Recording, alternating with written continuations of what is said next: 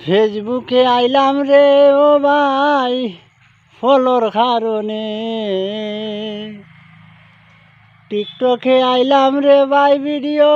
viral করিতে, ইউটিউবে আইলাম বাইরে পেনশন যে ভাইছে, টিকটকে আইলাম ভাই ভিডিও ভাইরাল করিতে, ইউটিউবে আইলাম রে ভাই পেনশন পাওয়ার আসে, পেনশনও পাইলাম না আমিও এই জীবনে,